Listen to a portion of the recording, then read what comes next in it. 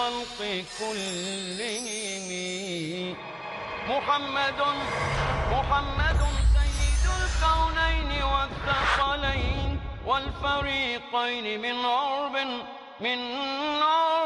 ومن عجم. هو الحبيب الذي ترجى شفاعته. السلام علیکم ورحمۃ اللہ وبرکاتہ. وعلیکم السلام ورحمۃ اللہ وبرکاتہ. الحمد للہ رب العالمین والصلاة والسلام علی رسولہ الکریم وعلی آلہ وصحبہ اجمعین ومن تبعہ بإحسان الی یوم الدین. اما بعد. محترم بھائیوں اور بہنوں، اللہ تعالیٰ نے رسول اکرم صلی اللہ علیہ وسلم کو ساری دنیا کے لیے رسول بنا کر بھیجا.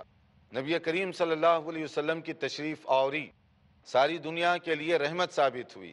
اگر ہم یہ چاہتے ہیں کہ اپنی زندگیوں کو نبی کریم صلی اللہ علیہ وسلم کی تعلیمات سے منور کریں، ہمارے لیے ضروری ہے کہ ہم نبی صلی اللہ علیہ وسلم کی تعلیمات، آپ کی ہدایات اور آپ کے فرامین کو پڑھیں، سمجھیں اور اس کے مطابق زندگی بسر کریں. اس لیے کہ جو گھر نبی کی سنت سے خالی ہو گویا کہ وہ تاریکی اور اندھیرے میں بھٹک رہا ہے، اور جس گھر میں سنت کی روشنی آ جائے وہ گھر منور ہو جائے گا اور اس گھر کے اندر سے آپ خیر و برکت محسوس کریں گے. ہم اس سے پہلے حج کے جو مختلف طریقے ہیں وہ بتا رہے تھے. اس کے بعد اس میں اگر کوئی آپ سوال کرنا چاہیں یا کوئی بات ہو وضاحت طلب، چاہے وہ مدینہ منورہ کے سفر کے بارے میں یا حج کے بارے میں، آپ پوچھ سکتے ہیں. آپ. السلام علیکم. وعلیکم السلام. اکثر یہ سنا گیا ہے کہ جب شیطان کو پتھر مارنے یا کنکری مارنے لوگ جاتے ہیں تو اپنی جگہ پر کسی اور شخص کو بھیج دیتے ہیں، ایسا اکثر سننے میں آیا ہے. تو یہ جو ہے حج کے ارکان میں کچھ اس سے فرق پڑتا ہے کیا؟ ماشاءاللہ، یہ بڑا اہم نکتہ ہے کہ کنکریاں شیطان کو مارنے کی، یعنی جمرات کو مارنے کی جو ہیں، کسی وجہ سے وہ آدمی خود نہیں مار سکا تو کیا اس کی طرف سے وہ دوسرے کو وکیل بنا سکتا ہے؟ جواب ہے ہاں، بنا سکتا ہے. کہ بعض اوقات اگر کوئی آدمی ریزن ہو، اس کا کوئی معقول ریزن ہو، جیسے معمر آدمی ہے یا تھوڑا کمزور ہے یا وہاں تک جانے کی صلاحیت نہیں ہے، تو ایسی صورت میں آپ کسی کو دے دیں. مثلا بیوی اور شوہر دونوں حج کر رہے ہیں اور بیوی نہیں جا سکتی وہاں تک، تو وہ اپنے شوہر کو دے دے اپنی کنکریاں. تو جب آپ اپنی ماریں گے تو اپنی بیوی کی طرف سے بھی آپ مار سکتے ہیں. پہلے اپنی مار لیں، پھر اپنی بیوی کی طرف سے یا جس کی طرف سے بھی آپ مارنا چاہتے ہیں. تو اس میں وکالت جائز ہے، ضرورت اور عذر کی بنیاد پر. آپ. السلام علیکم. وعلیکم السلام. شیخ، جیسا کہ کچھ لوگ حج پہ جاتے ہیں تو حج پہ جانے سے پہلے ایک بڑے بینڈ باجا وغیرہ بجایا جاتا ہے، اس کو مالا وغیرہ حاجی کو پہنا کے پورے محلے پڑوس والے لوگ سب اس کو ایئرپورٹ تک چھوڑنے جاتے ہیں. تو یہ کہاں تک صحیح ہے؟ کہ شاید اپنے حج پہ جانے سے پہلے کچھ لوگ بینڈ باجا اور پھر اس کے بعد جو ہے سارے محلے کو بتا کر جاتے ہیں، تو یہ کہاں تک صحیح ہے؟ دیکھیے، حج ایک مقدس سفر ہے. اس مقدس سفر کو آپ شیطانی کام سے اس کا آغاز کریں گے. بینڈ باجا خود منع ہے. اگر اس کے ذریعے سے آپ یہ مقدس کام کریں گے تو ایسا ہی ہوا جیسے کوئی نماز جمعہ کو جانے کے لیے پہلے اطراف میں جو ہے بینڈ باجا میوزیشین کو کھڑا کر دے کہ یہ صاحب نماز جمعہ ادا کرنے کے لیے جا رہے ہیں. تو ایک اچھا کام کرنے کے لیے کوئی آدمی شیطانی حرکت کرے، پہلا ہی قدم اس کا غلط ہو گیا. اسی لیے حج کی تیاری کے بارے میں اللہ تعالیٰ نے فرمایا وَتَزَوَّدُوا فَإِنَّ خَيْرَ الزَّادِ التَّقْوَى وَاتَّقُونِ يَا أُولِي الْأَلْبَابِ. اس سفر کے لیے تقوی کا توشہ تیار کرو. تقوی، کیونکہ یہ بہت اہم چیز ہے. اگر تقوی مجروح ہو جائے تو پورا سفر بیکار ہو جائے گا. تو حاجی صاحب کو چاہیے کہ اپنے دل کو، دماغ کو، ارادے کو صاف ستھرا بنائیں تاکہ سنت کے مطابق وہ حج کر سکیں. بعض جگہوں پر پتہ نہیں کیسے یہ اس طرح کی رسمیں پڑ گئی ہیں، تو اس لیے لوگ کرتے ہیں عقیدت کے مارے، لیکن یہ کام غلط ہے. آپ کچھ. حج میں کوئی غلطی ہو گئی اور مکہ میں دم نہیں کر دے پائے، چلے آ گئے یہاں پر، تب اب کیا کیا جائے؟ دیکھیے، اگر کوئی ایسا آپ نے کام کیا جس کی وجہ سے دم ضروری ہو جاتا ہے اور آپ دم دیے بغیر واپس آ گئے تو کیا کریں گے؟ اس کا صحیح طریقہ یہ ہے کہ اگر کوئی آدمی آپ کے محلے میں یا جان پہچان کا جا رہا ہے تو آپ اس کو دم کے پیسے دے دیں تاکہ وہاں جا کر وہ بکری ذبح کر کے وہاں کے غریبوں میں تقسیم کرے.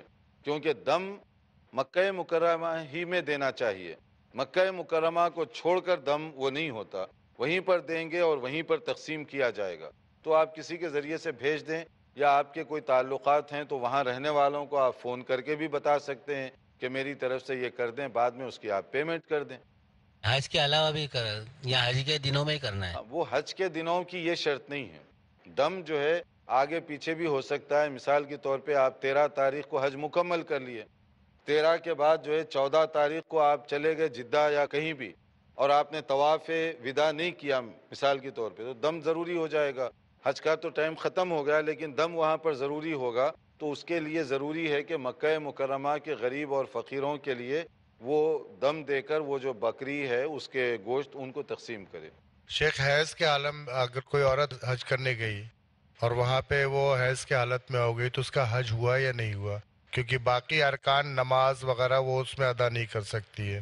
اس کے حج کے بارے میں جیسے ہم نے بتایا کہ حج تو ہوگا اس کا، وہ دیگر حجاج کرام کے ساتھ شامل ہو کر وہ تمام کام کرے گی جو حاجی کرتے ہیں. مثلا 8ویں تاریخ کو مینا جائے گی، اس کے بعد عرفات جائے گی، پھر مزدلفہ آئے گی، پھر مینا، اور مینا میں جو کام ہے شیطان کو مارنے کا، اسی طرح سے قربانی کا، کنکریوں کا، یہ سب کرے گی.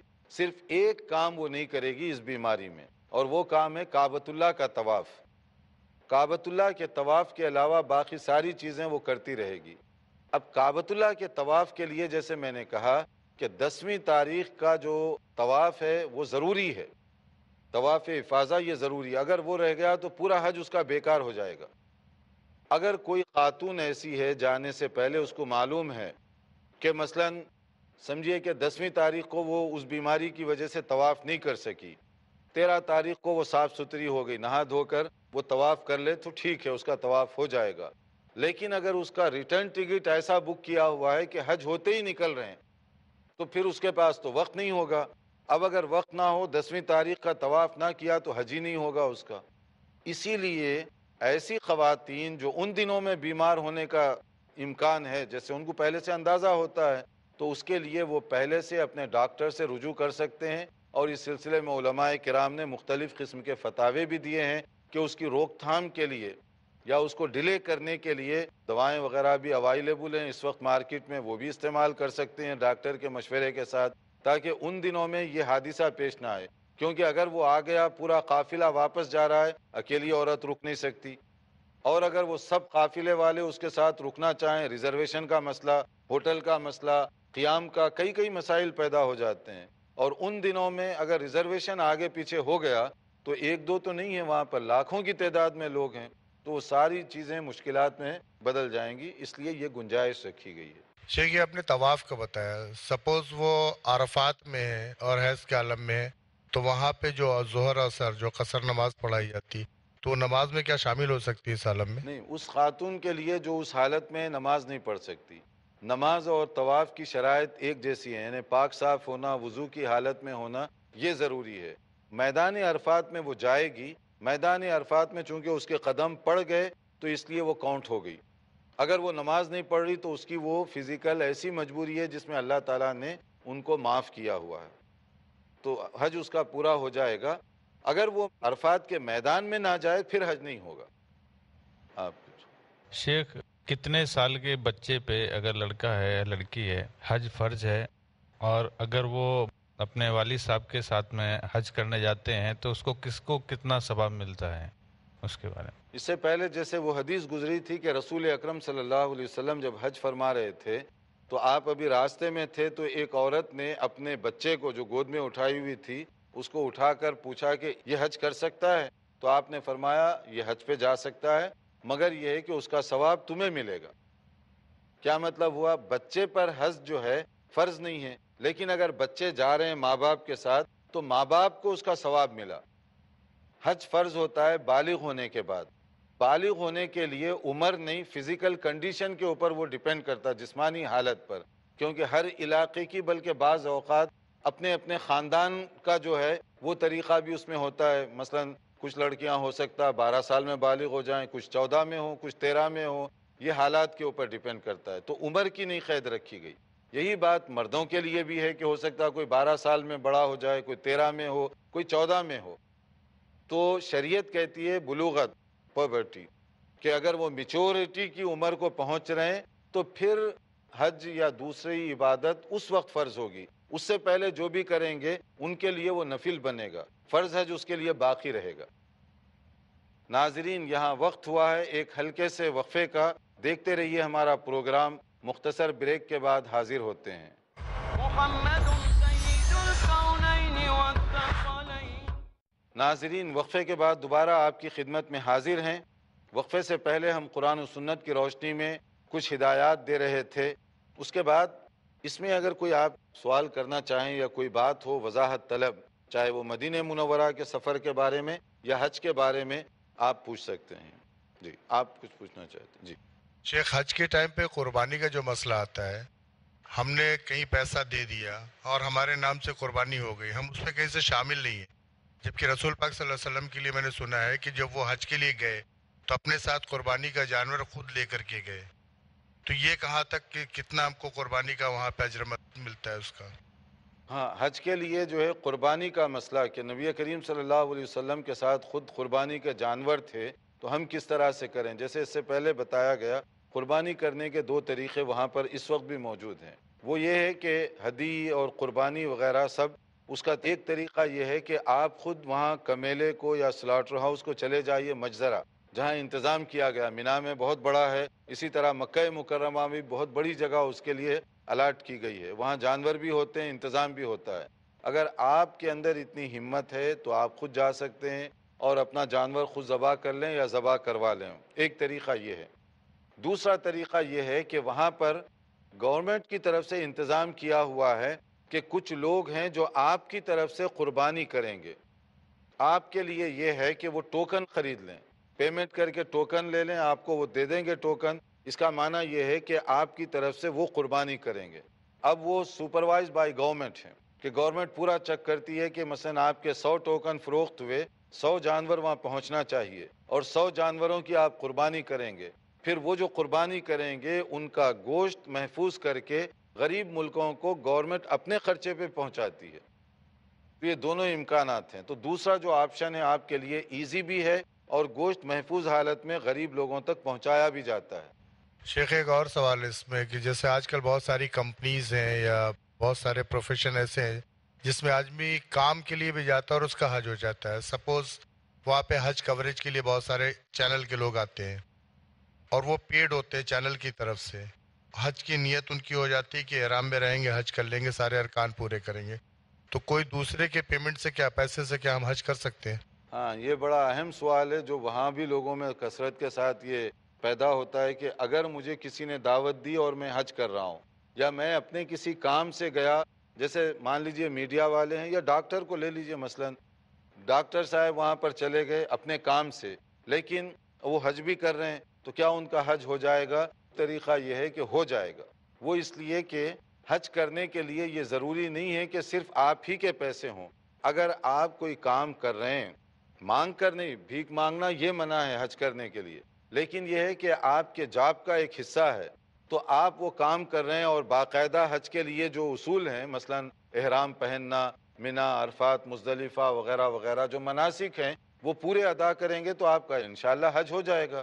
کیونکہ حج کے زمانے میں بزنس کرنے کے لیے حاجیوں کو منع نہیں کیا گیا. اگر کوئی حاجی حج کرنے کے لیے جا کر وہاں کوئی خرید و فروخت وغیرہ یا بزنس کرتا ہے، اس سے نفع بھی کماتا ہے، تو وہ جائز ہے اس کے لیے.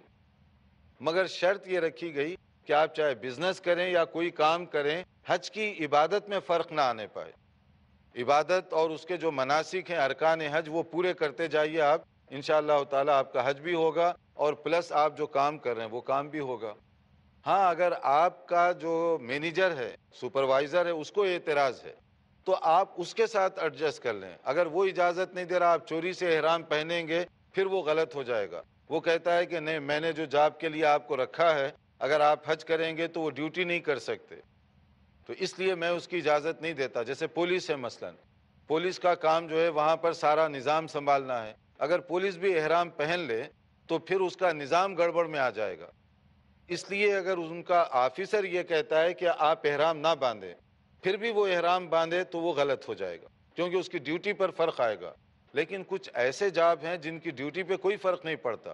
کوریج کرنا ہے منا سے بھی، عرفات سے بھی، مزدلفہ سے بھی، ہر جگہ ان کو جانا ہی جانا ہے. احرام باندھ کر نیت کر لیں گے تو دونوں فائدے ہو جائیں گے، ڈیوٹی بھی خراب نہیں ہوگی، عبادت اور حج بھی ہو جائے گی. ایک مسئلہ اور آتا ہے شیخ، حج سے پہلے ہم عمرہ کرتے ہیں. مان لیے عمرے کی نیت سے ہم نہیں جا رہے، ہم کسی کام سے خالی حرم میں جا رہے ہیں، وہاں پہلی بار ہم کعبے کو دیکھتے ہیں. تو لوگوں کا یہ کہنا ہے کہ کعبے میں یعنی مسجد حرام میں داخل ہونے سے پہلے ہماری نیت پہلے ہم کو عمرہ کر لینا چاہیے. عمرہ ہم کسی وجہ سے نہیں کر پائے کیونکہ کسی ضروری کام سے ہم وہاں پہ گئے، ہم کو کام کو زیادہ اہمیت دینی ہے.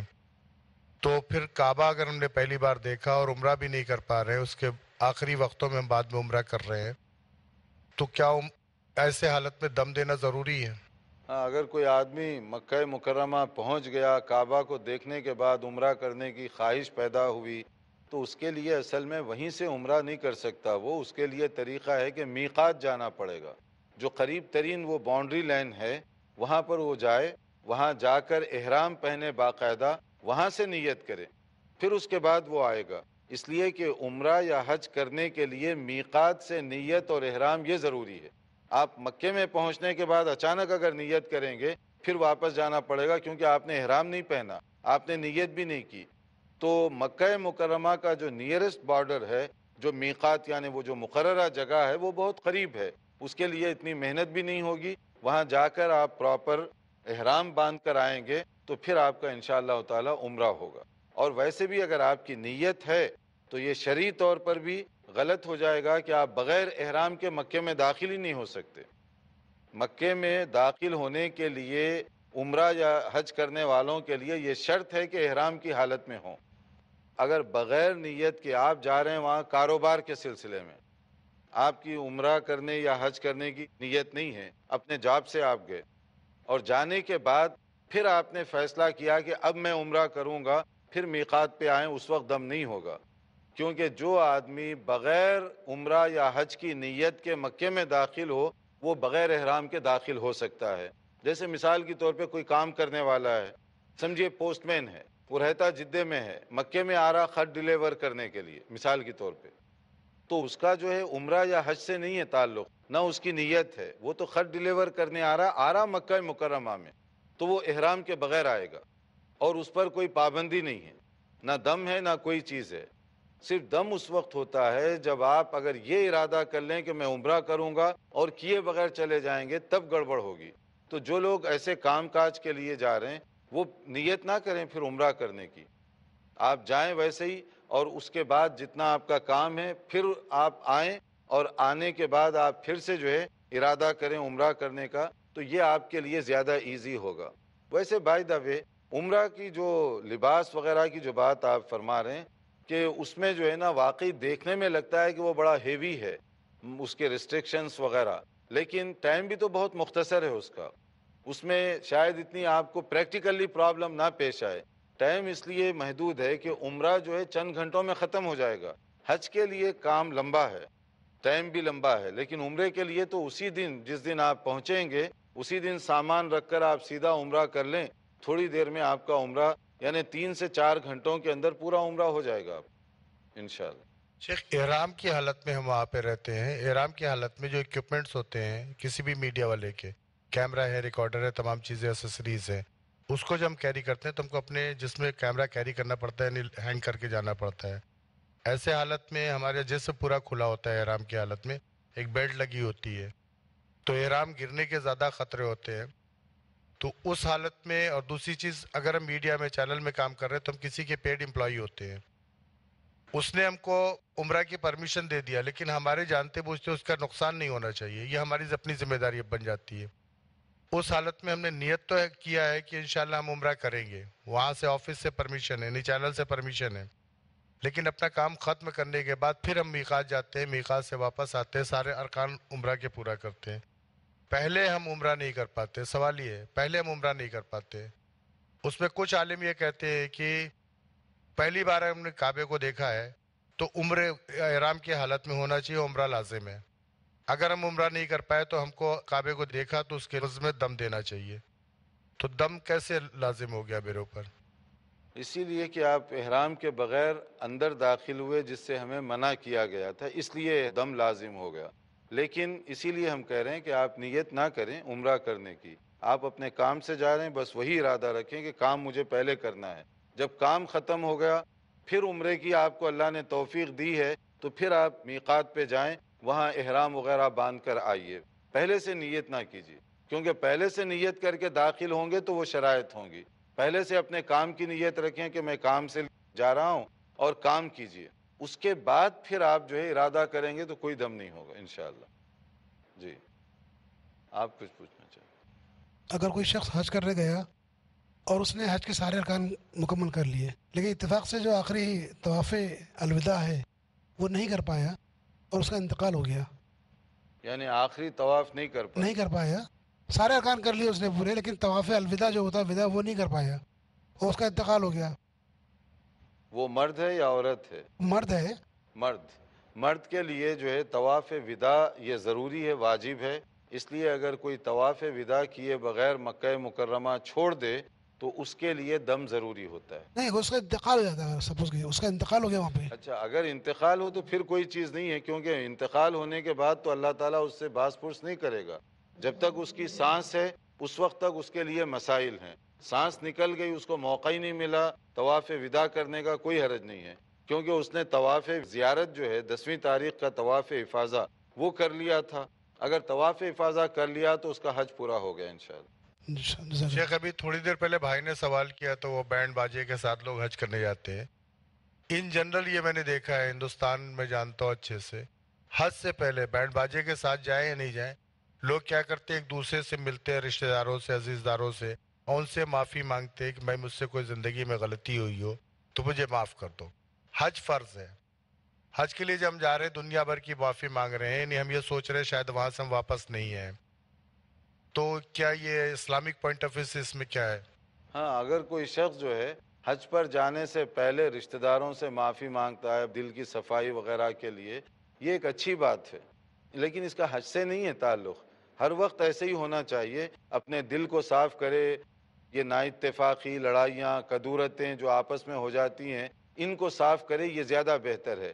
اگر آپس میں رشتہ داروں میں کبھی اونچ نیچ ہو گئی، کبھی گرمی سردی ہو گئی، تو اس کا صحیح طریقہ یہ ہے کہ جب بھی آپ کو موقع ملے فوری طور پر آپ صلح صفائی کرنے کی کوشش کریں۔ اگر آپ راضی نامہ اور صلح صفائی کر لیتے ہیں تو یہ زیادہ بہتر ہے، جو آگے بڑھ کر کام کرے گا اللہ تعالیٰ اس کو ثواب دینے والا ہے۔ مگر حج پر آدمی جاتا ہے تو زیادہ پریپریشن کرتا ہے اور یہ آپس میں عفو درگزر میل ملاقات وغیرہ کرتا ہے، تو ایک اچھی علامت ہے یہ کہ حج پر جانے سے پہلے اس کے اندر تقویٰ پیدا ہو گیا الحمدللہ۔